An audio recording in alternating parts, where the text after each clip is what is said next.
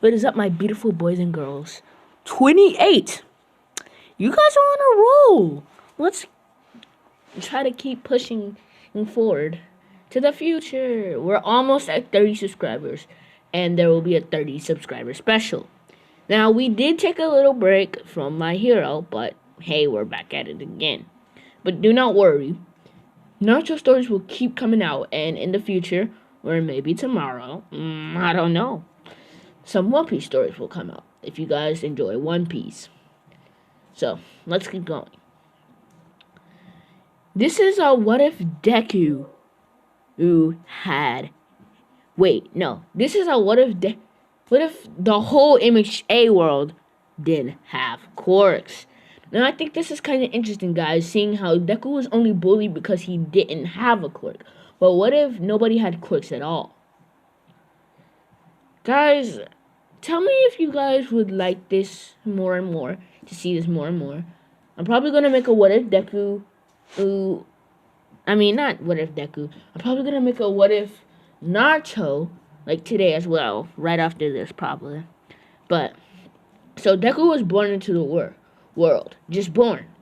He didn't go to the quirk doctors, he didn't admire a hero at all. It was just a regular world with cops. Deku had grown up training in martial arts himself to defend himself, as the world was cool. Deku always had admired it. What if the world had special abilities? But he always waited for this to come around, but it never did. Growing up, Deku and Bakugo were good friends, but Bakugo still saw them as rivals. Deku, however, was not bullied because nobody had a quirk in this world. What, you just have an excuse to beat up somebody? Exactly. But Deku, at the age of 5, started going to school. He was top in his school, and he was also top physical strength in his school. So, Deku had wanted to grow up being a policeman. But, however, Deku did not know that there was a special force for irregular strength people and for people that's faster than others. They did not have quirks at all. It's just their physical states were super strong. Here he would meet a character named Uni.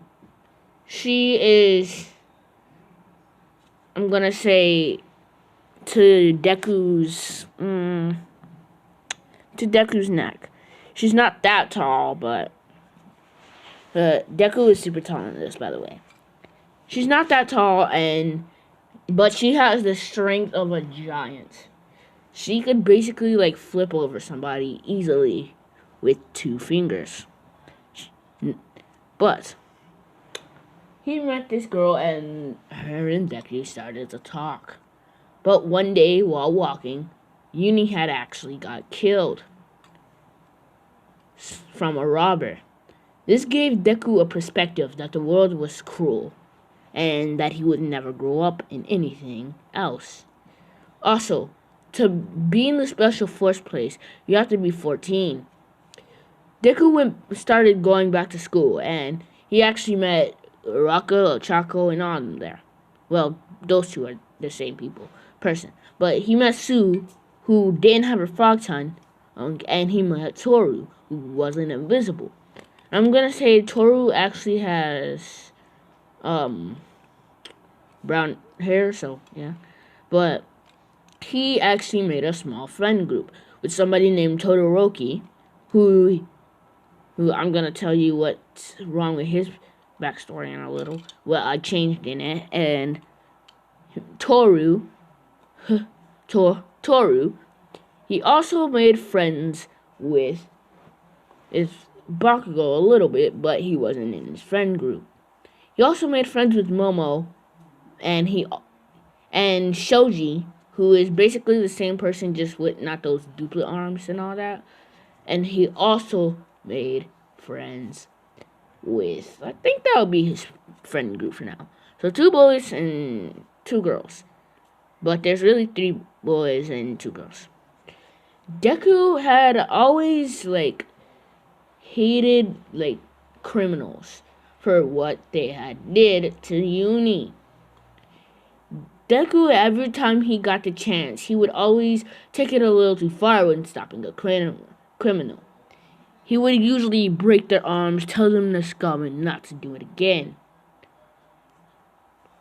But I think this is where I'm going to end it so far.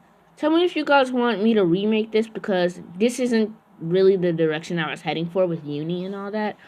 But hey, it just came to mind. I take this stuff off the top of my head. So yeah. But tell me if you guys like this. And while you're here, subscribe. Get me to 30.